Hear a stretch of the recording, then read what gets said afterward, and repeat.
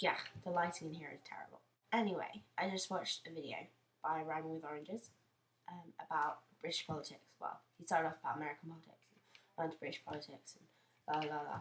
I just think it's really important because, to be honest, our generation, and that's most of you guys watching, really need to take into account what our government's doing. We're going to be the next people who have to vote, the next people in power. You know, we're going to be the new, I don't know, David Camerons and Gordon Browns of the world, right? It's really sad to see how our basic politics has declined into a massive media, and to be honest, as Ryan Rodgers so pleasantly put it, a bunch of Oxford and Cambridge toffs, I think he said. And it's true. I mean, think about it, right? If we wanted to change things, say I wanted to change anything, okay, to get into politics, I'd first have to get into a party, right? And have to somehow work my way up, and to do that, I have to keep, offering people in power, more power, keep them in power, etc., etc. And then, that basically be bullshitting my whole way there, excuse my French.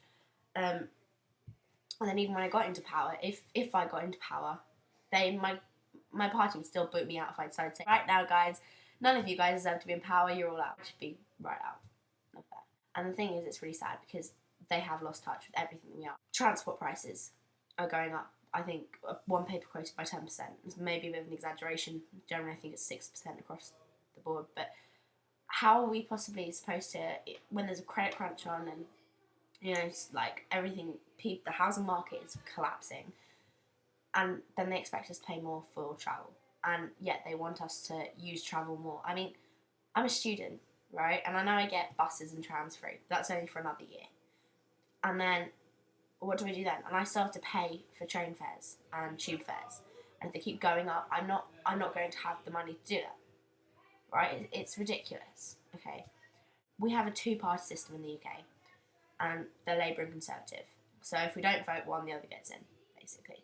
And this is a problem because when you have a two-party system, when they're both very similar, it's really hard to sort of choose one because they're basically the same thing. Now this means that they're not accountable for their actions, because if one does something we don't like, we vote for the other one, but they're doing the same thing. Do you see what I mean? So it's very annoying to have to sit here and not be I'm totally hopeless. I can't do anything. I can't change anything. I can't fix anything. But that's because I'm one person. And maybe the more of my generation, the more people we can get to actually get up off your lazy asses and actually realise that we have a problem here, and to actually maybe try and do something about it, the more pressure we put on the government, the more they're going to have to do. And although I'm not saying do anything radical, I don't want to. Everything takes a long time. Our constitution has been built up over time and time. That's why we have an uncodified constitution instead of a codified one. A codified constitution. Yeah. I understand things have to go slowly, one step at a time. But it just feels like, because nobody has an interest anymore, nobody is really that bothered anymore. The amount of, voters keeps going down every year because we have no choice. Now, if you want anything to happen, if you want your country, if you've got things that you want to change, you need to get involved. You need to vote. You need to do anything you can to get involved and get your voice heard, because we are the country.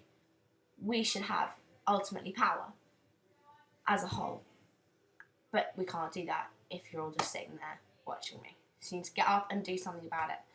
And I don't know, writing to your MPs, telling them what you want. I mean, you voted for them, okay? You voted for your MPs.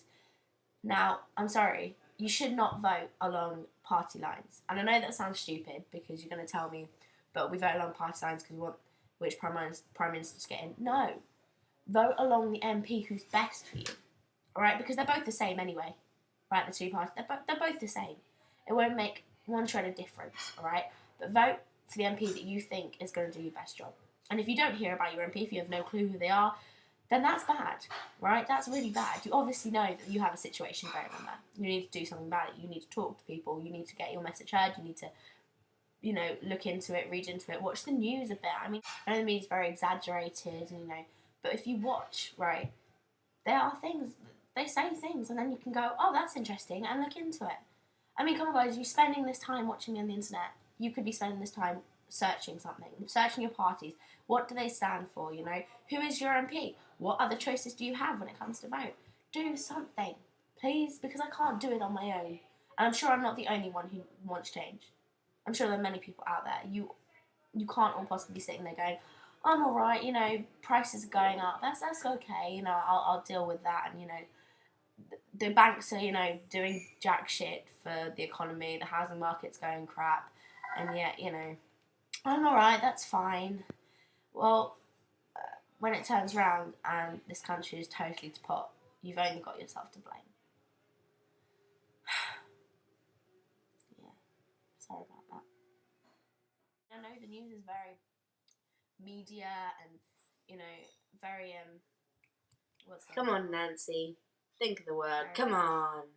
Come on. You know the word. Come on. Think. Come on. Oh, wait. She's got it. very She might have it. exaggerated. There we go.